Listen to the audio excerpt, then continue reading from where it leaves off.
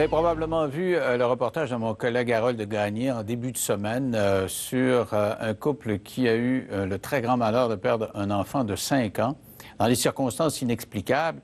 Un petit gars de 5 ans qui meurt d'une pneumonie au Québec en 2013, alors qu'il y avait plein de médecins. Il meurt dans un hôpital. Puis il y a plein de médecins, pas un, pas deux, pas trois, pas quatre, 5 médecins autour de lui qui, un après l'autre, se relient et il ne se passe rien. Il meurt en bout de course.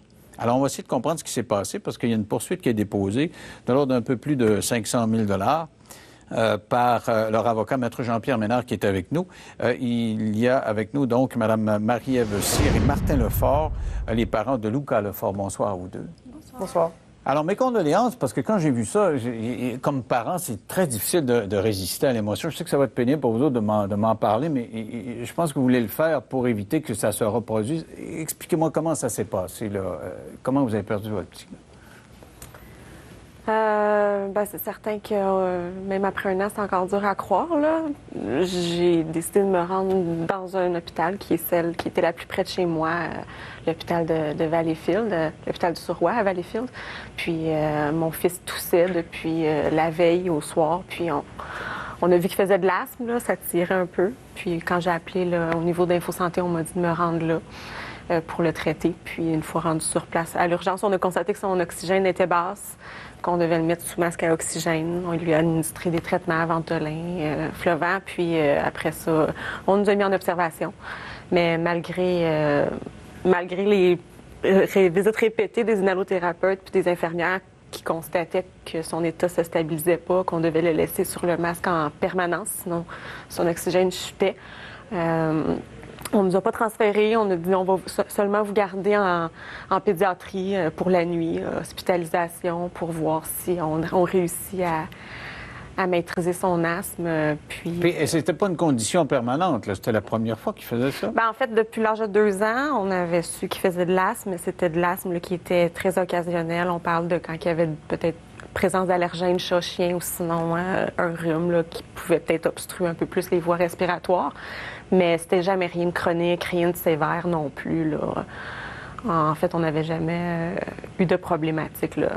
Dans la poursuite qui est déposée, il y a une nomenclature des faits, ça donne froid dans le dos. À partir de quel moment vous sentez que votre petit gars, là, il souffle, là, il entre vraiment en souffrance? Bien, voyez-vous, moi, j'étais au travail durant cette journée-là du 16, puis tout le long de la journée, tout le long de la nuit, j'avais été à la maison avec Tommy. Puis à 8 heures le matin, Marie-Ève m'a appelé, puis là, elle dit « Son cas s'est pas amélioré, mais il est pas pire, il est pas mieux. » Elle m'a rappelé, je vous dirais, vers l'heure du dîner, si je me souviens bien, puis encore là, elle disait « Ça s'est pas amélioré, mais il me semble que je trouve qu'il y a de la misère, mais tout le monde dit que c'est encore correct, c'est encore contrôlable. » Puis je pense que c'est à partir de 4 heures, et je me souviens bien, 3 ou 4, Marie-Ève m'a appelé. Moi, j'étais sur le point de m'en aller du travail, puis c'était la panique, là. Il venait de s'arracher toutes les intraveineuses. Il était rendu incontrôlable. Il commençait à halluciner, comme on dit dans le topo. Il hallucinait des dragons. Il avait de la misère à reconnaître Marie-Ève. C'était la grosse crise, là.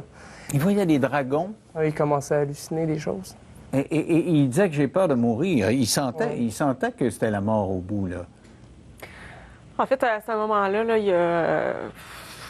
il devenait à un point tellement raide, là, agressif comme ça. Il essayait d'enlever les trucs pour l'oxygène. Puis là, j'essayais de lui parler, puis on dirait qu'il me voyait pas.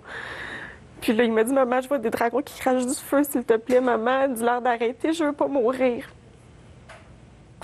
Puis j'ai dit « Mais non, mon coco, calme-toi, maman, elle va pas te laisser mourir. » Puis j'ai dit « Les gens qui sont ici sont là pour ton bien, ils veulent t'aider. Laisse-les t'aider. » Puis là, j'ai vu ces battements de cœur qui ont monté. Ils montaient presque à 250, 260 battements. Puis là, j'ai vraiment pensé qu'il était pour flancher là. Puis je pense qu'il devait être 3 ou 4 infirmières à essayer de le maîtriser là, avec moi.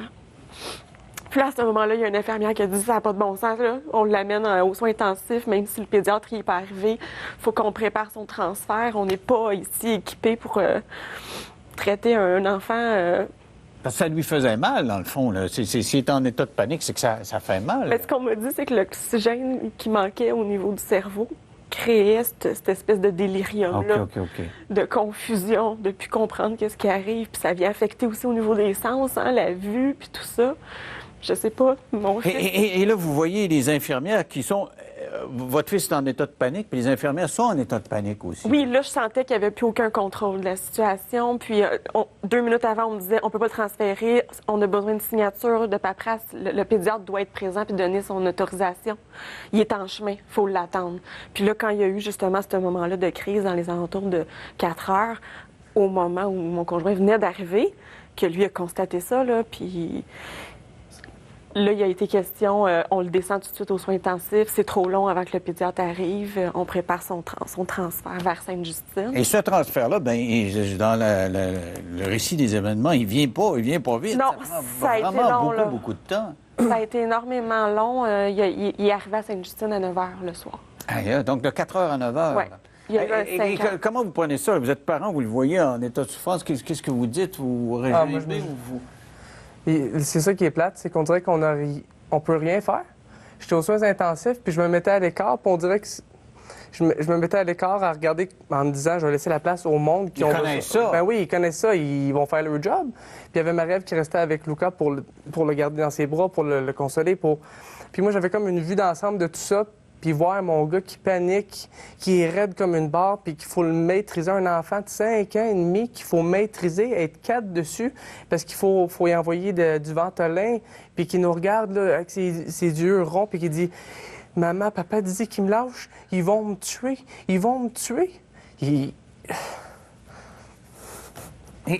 là, vous avez vous avez ces infirmières, mais est-ce qu'il y a des médecins quelque part? Là? Il y avait beaucoup d'Indiens, puis il n'y avait pas de chef. Ah.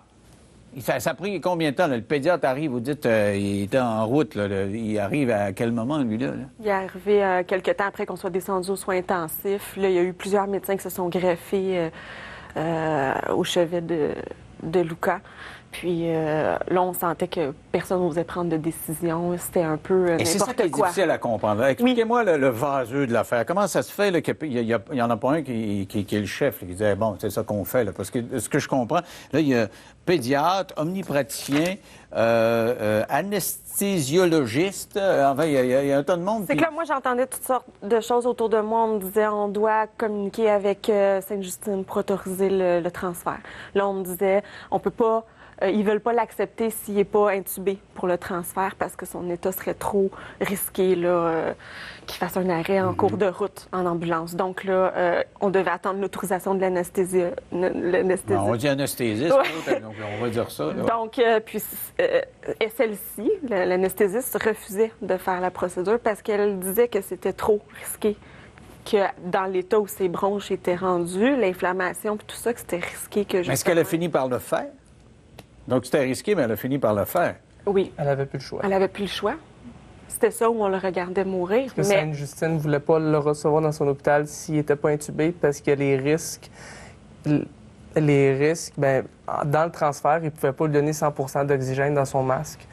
Fait que le seul moyen de le faire, de la façon qu'il nous parlait, c'était par l'intubation. Fait qu'il disait faire l'intubation à l'hôpital ou en chemin dans l'ambulance, c'était mieux de le faire à l'hôpital. Fait qu'il exigeait l'intubation pour le transfert. Alors, ils étaient en constant contact avec Sainte-Justine, si je comprends bien. Les spécialistes au Québec, pour les cas d'enfants, c'est Sainte-Justine. Ils n'ont pas pu faire les patrons, les boss, puis dire, ben regardez, faites ça, puis faites ça. C'est pas comme ça que ça marche. C'est pas comme ça que vous l'avez compris, en tout cas, sur place. Non, j'ai plutôt vu, honnêtement, j'ai vraiment l'impression que Sainte-Justine aurait voulu l'avoir, mais vraiment longtemps avant ça. Ah. C'est vraiment le feeling que j'ai. J'ai vraiment l'impression que Sainte-Justine s'est dit, on l'a eu en retard. Comment ça qu'elle arrive ici, magané comme ça? Je pense pas que c'est Sainte-Justine qui a mal guidé. Je pense que c'est Valleyfield qui aurait dû le transférer beaucoup avant. Là. C'est facilement un bon 12 heures, facile avant, il aurait dû le faire. Là, juste le lendemain matin, quand il voit que c'est pas amélioré, il donne un traitement, il ne s'améliore pas, on n'a pas les compétences, il aurait dû le transférer. Je pense que c'est ça que Sainte-Justine leur en voulait. Parlez-moi de ce transfert-là. Vous êtes dans l'ambulance? Non. Vous n'êtes pas dans l'ambulance en plus? Il voulait pas. Il voulait amener plus de spécialistes possible dans l'ambulance avec ça doit être difficile. Puis vous pouviez le voir dans sa figure qui est en état de panique. Là, puis, Ben écoutez, en fait, avant le transfert pour l'intubation, ils devaient l'anesthésie. Fait qu'ils ont fait une anesthésie générale, ils l'ont endormi. Ah, OK, il dormait quand ils l'ont Fait que c'est à Valleyfield que je l'ai vu la dernière fois vivant. Vraiment. Vous l'avez pas revu à Sainte-Justine? Ben, on l'a Il était revu, mais il était Il encore... était sous anesthésie générale, il était dans un coma provoqué. Ah, OK. Et encore là, en arrivant à Sainte-Justine, il y a eu un arrêt cardiaque. Fait que d'une manière ou d'un autre, rendu au point où il en était, quand ils l'ont réanimé, ils ont réussi à le réanimer. Mais au stade où il en était, ils s'en ont rendu compte que la seule chose que son cerveau contrôlait encore, c'était son cœur. Il y avait... Les quelques battements de cœur, là. Parce qu'ils se sont vraiment donnés là, pendant une demi-heure à Sainte-Justine. Ils ont tout fait pour Vous étiez là, vous avez... avoir un pouls. Ils nous ont mis dans un local là, avec un travailleur social. Puis ils nous ont dit, présentement, là, au moment où nous, on est arrivés sur place à Sainte-Justine, ils nous ont dit, votre fils est en salle de réanimation. Il a survécu au transfert, mais tout de suite à son arrivée, il y a eu un arrêt cardiaque. Puis là, présentement, on procède à tout ce qu'on peut pour le réanimer. On essaie de revoir un pouls. Et vous n'étiez pas là? On n'était pas là. Et comment ça? Quelqu'un rentre dans la pièce puis vous dit votre fils est décédé? Ou... Non, pas encore. Puis ils l'ont réanimé. Puis après ça, ils nous ont monté en soins intensifs, si je me souviens bien, à l'étage. Je ne sais plus en tout cas quel étage. Puis on avait un grand salon à nous, puis on était dans un état d'attente. Il était stable, mais pas bien du tout. Puis là, c'est là, je pense qu'ils ont fait toutes les batteries de tests, à savoir la réflexologie, voir s'il y avait des réflexes à la douleur, et c'est ça. Puis c'est quoi, une bonne heure ou deux après qu'ils sont venus nous voir pour dire que son état était beaucoup plus critique dû au manque d'oxygène qu'il y a eu à Valleyfield. Et après ça, à son entrée à Sainte-Justine, son cerveau était très amoché. Mettons qu'ils nous ont dit que les chances qu'ils reviennent, C'était irréversible, là. Puis ils nous ont dit, écoutez, il faut être réaliste, là. Si son cœur arrête encore de battre, on peut pas s'acharner, là. Ça donnera rien. Et vous avez... Ils nous ont annoncé ça dans les environs de minuit et quart. Puis à minuit et 20, ils sont venus nous chercher. Ils nous ont dit, son cœur, il arrête encore. Dépêchez-vous. On a couru à son chevet, puis on a juste vu les machines toutes qui baissaient. Vous étiez juste là pour l'accompagner à la fin. Exact. Fait que je vous dirais, je suis rentrée à l'hôpital le 15 au matin, même pas 48 heures après. Je repartais de Sainte-Justine, puis j'avais plus de garçon. Alors, si vous voulez, je vais vous laisser reprendre un peu votre souffle. Je sais que c'est très difficile à raconter, c'est difficile à entendre. On va aller à la pause et au retour, il y a votre avocat qui est avec nous pour essayer de comprendre ce que vous pouvez faire et ce qu'on peut éviter, parce qu'il y a plein, là, il y a vraiment plein de monde qui sont concernés par la poursuite. 5 médecins, un centre hospitalier, on parle même d'infirmières. On en parle en 3 minutes après la pause.